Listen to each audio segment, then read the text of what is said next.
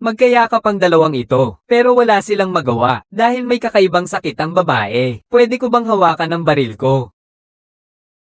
Kahit makita o marinig lang niya ang salitang baril, ay agad siyang susukan ng sunod-sunod. Pati ang ama niyang si Kubo ay wala nang magagawa. Huwag mong tingnan ang sasakyan niyang mamahaling kotse. Pero may kakaibang sakit din siya. Yung hilig magpasok sa bahay ng kapitbahay tuwing hating gabi. Para tingnan kung may mga ari-arian silang hindi na ginagamit na pwedeng bilhin. Parehong mayaman. Matalas ang paningin ni Cooper. Patek Philippe Nautilus. Sealed 18K white gold, na may asul na sunburst dial. Umaabot sa 30 metro ang lalim ng panangga nito sa tubig. Pero sa totoo lang, hindi naman gagamitin. Tulad ng sabi sa advertisement ng Patek Philippe, ang relos na ito ay hindi sa'yo. Ikaw lang ang tagapag-ingat nito para sa susunod na henerasyon. Kaya naman, walang masama kung si Cooper ang gagamit nito. Lalo pat karamihan sa susunod na henerasyon ay cellphone na ang gamit sa pagtingin ng oras. Hindi na rin siguro nila magagamit ang relos na ito. Pagkatapos, maingat at mahusay na kinuha ni Kubo ang pera sa drawer at inilagay sa bulsa. Kahit mag-alarm ay hindi siya nagpanik. Mabilis niyang ginulo ang buhok niya. Pagkatapos ay nagsuot ng pantulog ng kapitbahay. At sinabi sa mga pulis na nagtanong na nagkamali ang asawa niya sa oras ng alarm para sa bakasyon. Mag-aalis lang daw sila kinabukasan. Tingnan mo ang mukha ni Cooper, antok na antok at mukhang relax na relax. Wala nang masyadong inisip ang dalawang pulis. Hindi naman ito ang unang pagkakataon na nagkamali ang mga mayayamang ito. Pero pagkaalis nila, hindi na napigilan ni Cooper na ngumiti nang tanggalin na niya ang pagkukunwari. Nakakuha siya ng $180,000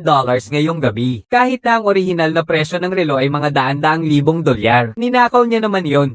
Kahit magkano ang ibenta, hindi naman ako lugi. Pero sa normal na pag-reclaim, kailangan ipakita ang sertipiko at ang kahon. Siyempre, wala namang maipapakita si Kubo. Kaya ang sinabi na lang niya, regalo raw sa kanya ng kaibigan. Agad namang naunawaan ng tindero na hindi maganda ang pinagmula ng relos. Wala na siyang sinabi pa, habang isinasauli niya ang relos. May inabot siyang business card. Sa itim na merkado dapat ibenta ang mga ilegal na gamit, pero ang halaga ng pagbili ay bumaba mula 180,000 hanggang 60,000. Kahit na medyo nakakadismaya, wala nang magagawa si Kubo kundi ibenta na ito. Kailangan niya talaga ng pera ngayon. Kung mga ilang buwan na ang nakakaraan pa, ang ilang libong piso na yan ay hindi niya papansinin. Bilang isang manager ng hedge fund, maayos ang buhay ni Kubo sa nakalipas na mga dekada. Pagkatapos ng kolehiyo, nagtrabaho siya sa isang kumpanya ng pananalapi. Habang matagumpay sa kanyang karera, nagkaroon din siya ng magandang asawa. Lumipat siya sa mas malalaking bahay. Pero ang taong natutulog sa tabi ng kanyang asawa ay naging matalik niyang kaibigan. Niloloko na nga, okay lang sana. Parehong piniling sumama sa ina ang mag-anak. Kaya't ipinagkaloob ang bahay sa asawa. Kaya't si Kubo ay hindi lang magbabayad ng suporta, kundi pati na rin sa pagbabayad ng mortgage ng kanyang asawa at ang kaibigan niyang niloko niya. Pero kung iisipin sa ibang paraan, mayaman na siya ngayon at single. Kaya naman masisiyahan na siya sa buhay. Ngunit sa isang pagkikita sa bar, hindi inaasahan ni Kubo na makikilala niya ang isang bagong babaeng empleyado sa kumpanya. Akala niya'y pareho silang interesado at walang problema. Ngunit ginamit ito ng amo ng kumpanya para gumawa ng issue. Inanyayahan niya si Kubo na maligo sa oras ng trabaho, ngunit palihim na kinuha ang mga detalye ng kliyente sa computer ni Kubo. At pagkatapos ay ginamit ang patakaran na nagbabawal sa mga empleyado na magkaroon ng malapit na relasyon para tanggalin ang babae sa trabaho. Natulala si Kubo. Ang daming babaeng kasamahan sa kumpanya. Paano niya makikilala silang lahat? Pero naunawaan din niya. Kapag gusto ng kumpanya na tanggalin ang isang empleyado, makakahanap at makakaisip sila ng paraan para makahanap ng dahilan. Hindi nagalit si Kubo sa mga kliyente niyang nakasama niya sa loob ng ilang dekada. Hindi pa nga natin masasabi kung sino ang talo sa pagpapalis sa kanya, pero hindi inaasahan na binara pala ng kumpanya ang lahat ng kanyang pagtakas dahil sa iskandalo ng pakikipagrelasyon niya sa mga kasamahan sa trabaho. Sumire na ang pangalan ni Kubo sa industriya at hindi niya alam kung kailan niya nilagdaan ang non-compete clause sa kumpanya. Pagkalipas ng 2 taon mula sa pag-alis niya, hindi siya maaaring magtrabaho sa ibang kumpanyang kakumpetensya. 2 taon. Sapat na para matuno ng kumpanya ang mga kliyente niya. Akala ni Kubo ay magkaibigan sila ng amo niya, pero hindi niya inaasahan na ang matatanggap niya pala ay pagtataksil. Ang hindi mapananatili ay hindi sa'yo. Iyan ang naging salamin sa buhay ni Kubo. Akala niya ay lahat ay pag-aari na niya. Pero sa totoo lang ay wala siyang napapanatili. Ang mga bayarin sa bahay at iba pang gastusin. Ang ibinayad ng kumpanya ay sapat lang para sa kanya sa loob ng 6 na buwan. At sa panahong ito, gusto naman ng anak niyang bumili ng drum set. Walang pag-aalinlangan na pumayag si Kubo. Bagamat gusto ng asawa niya na ang stepfather ng bata ang magbayad. Ayaw naman niyang mawala ang pagiging ama sa anak. Pero ang drum set ay hindi naman mura. Habang iniisip kung saan kukuha ng pera, nag-ayos si Pete, ang kapitbahay, ng isang party sa komunidad. At sinakupat ang kanyang dating asawa ay naging sentro ng atensyon. Dahil bihira ang mga mag-asawang nananatiling magkaayos kahit hiwalay na. At isinama pa nila ang isang third party sa kanilang buhay. Habang pinagmamasdan ng mga kapitbahay na tumatawa ng pagkalakas-lakas. Unang beses na naisip ni Coop na may kakaiba sa mga taong ito. Umalis siya sa party dahil sa pag-ihi. Balak ko sanang gumawa ng kalokohan sa bahay ni Pete para mailabas ang galit ko. Pero aksidente kong nakita sa drawer ng walk-in closet niya ang mga nakabalot na pera. Bigla siyang kinabahan. Agad niyang naisip ang panggastos sa drum set ng anak niya. Panghuli, ang pagnanasa ang nanalo sa katwiran. Kinausap niya ang sarili na minsan lang to, ang pagnanakaw. Wala lang yun o paulit-ulit. Pagkatapos niyang bilhin ang drum set, agad-agad itong dinala ni Cooper sa anak niya. Ngunit pagpasok pa lang niya sa bahay, may nakita siyang lalaking hubot-hubad sa kwarto. Ano ba to? Grabe! Para bang nabasag ang puso ni Kubo. 18 years old pa lang ang anak niya. Ang tagal niyang inalagaan ng anak tapos basta na lang ninakaw ng iba. Sino ba naman ang hindi mainis? Tapos ang kapal pa ng mukha ng lalaki, sinasabi pang totoong pag-ibig daw nila. Sinuntok agad ni Kubo ang lalaki.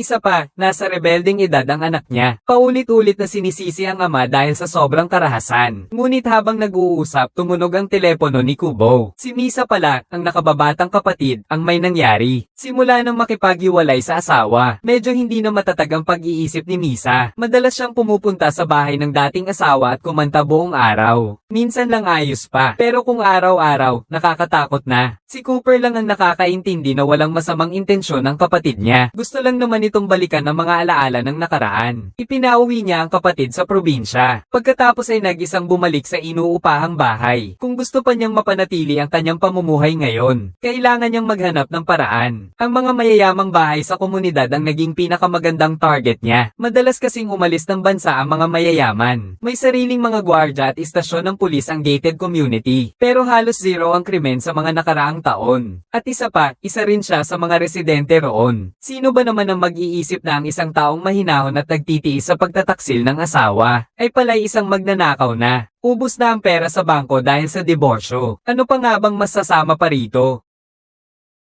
Pero si Keith Cooper ay hindi basta-basta magnanakaw. Maingat siyang pumipili ng target si Craig Gillespie. At ang pagiging miyembro sa isang club ng tennis na nagkakahalaga ng daan-daang libong piso, ay naging kapaki-pakinabang sa ganitong pagkakataon. Hindi lang ito para sa paglalaro ng tennis. Ito rin ay isang lugar kung saan nagkakakilala ang mga mayayaman. Sa oras ng tanghalian sa club, hindi lang masasarap na pagkain at magagandang kasama ang makikita mo, kundi pati na rin ang sunod-sunod na pagpapakita ng kayamanan. Pero simula nang mawalan siya ng trabaho, nag-iba na ang pakikitungo ni Cooper sa mga mamahaling gamit. Parang lagi na lang siyang may pag-uudyok na magnakaw at ibenta ang mga ito. Pagkatapos makipag-usap sa pamilya ng kanyang dating asawa, sinimulan na ni Cooper ang kanyang plano. Nalalaman niya na ang kanyang anak na babae ay may larong volleyball kinabukasan. At ang kalaban ay ang anak na babae naman ng isa pang mayamang tao. Ang larong ito, tungkol ito sa kung sino ang makakakuha ng scholarship sa Princeton University. Kaya't dadalo ang mga magulang ng magkabilang panig. Kaya naman nagkaroon siya ng pagkakataon na kumilos. Kapag ang isang tao ay matagal nang nakatira sa isang ligtas na lugar, madalas ay nagiging kampante. Halimbawa na lang ang pagkalimot na isara ang pinto. Madali na nakapasok si Coogler sa mansyon. Sumigaw siya ng bahagya, "May tao ba?" Para maiwasan ng anumang hindi inaasahang pangyayari. Medyo kilala niya ang lalaking may-ari ng bahay na ito. Magkasama pa nga silang uminom sa club. Ang anak na babae nito ay napakaganda rin. Magiging maganda siguro ang laban ng anak niya at ng anak nito. Pagkatapos maglibot sa loob ng bahay, ilang alahas na ginto at pilak lang ang nahanap ni Coogler. Pero hindi siya masyadong pamilyar sa mga gamit ng babae. Hindi kumuari ang halaga. Kaya naman, itinoon ko na lang ang pansin ko sa relos na nasa exhibit. RM Maka Series Automatic Chrono chronograph. Mayroong natatanging disenyo na gawa sa rose gold at titanium na may. Ang presyo ay umaabot sa $225,000. Matagal ko na ring hindi nakikitang suot ni Brad ang relos na ito. Ibig sabihin, malamang na hindi na niya ito maalala. O baka naman nakalimutan na niyang pagmamay-ari niya ito. Hindi naman si Kim si Kubo. Nauunawaan naman niya ang kaunti-unti pero palagi. Pero nang makarating siya sa opisina, nakakita siya ng isang set ng mga pagsusulit para sa pagsusulit sa pagpasok sa universidad. May plano B pala ang kalaban. Kahit matalo sa tennis, makakapasok pa rin siya sa universidad sa pamamagitan ng pagsusulit. Talagang ang pera ay nagpapagaan ng buhay. Agad na kumuha si Kubo ng ilang litrato. Baka sakaling may magamit ito balang araw. Maaga pa naman. Agad siyang nagmaneho papunta sa lugar ng paligsahan. Nasaksihan niya ang final round ng kanyang anak, ngunit habang lumalala ang laban, hindi mapigilan ni Kubo ang paglingon sa kabilang bahagi ng bleachers. Isang kakaibang pakiramdam ito. Malapit ka sa isang tao, at pumunta ka lang sa bahay niya, at hinalungkat mo ang mga gamit niya. May dala kang relo niya na nagkakahalaga ng $22,000, pero hindi niya alam. Pero sa totoo lang, hindi ko naman ayaw ang pakiramdam na yun. Ang panalo sa huli ay napunta kay Tori, ang anak na babae. Masayang niyakap ni Kubal ang kanyang anak na babae, at humingi ng paumanhin dahil sa pagka-late niya. Sa ngayon, ang balita ng pagkawala niya ng trabaho, ay iilan pa lang ang nakakaalam. At ayaw din niyang mag-alala ang pamilya niya. Kinabukasan, bumalik si Kubal kay Aling Lods, ang negosyanteng nasa iligal na pamilihan. Hindi ko sa tingin ang pagnanakaw ang solusyon sa problema ko. Pero agad na binigay sa akin ni Ate Lo ang $65,000. Sa sitwasyon ko ngayon, mahirap tanggihan ang ganitong tax-free na return of investment. Sabi nga, minsan lang, 2 beses na. Akala ko pa naman, mas malaki ang makukuha ko sa matandang kliyente. Pero nang makita ko ang relos na ibinigay ni Cooper, walang pag-aalinlangang pinalayas na ako ni Ate Lo. Sa ganitong trabaho, ang seguridad ang pinakamahalaga. Kaya niyang tiisin ang paminsan-minsang kalokohan ni Cooper. Pero ang dala nitong beses ay talagang mahirap. Ayaw niyang madamay sa gulo. Pagkakuha ni Aling Lucy ng katotohanan, nagsuko na rin si Cooper. Pero habang paalis na siya sa sasakyan, palihim na tumawag si Aling Lucy. Ako si Lucy. Ipapadala ko sa iyo ang plaka ng sasakyan. Ay check mo lahat ng impormasyon tungkol sa taong yan.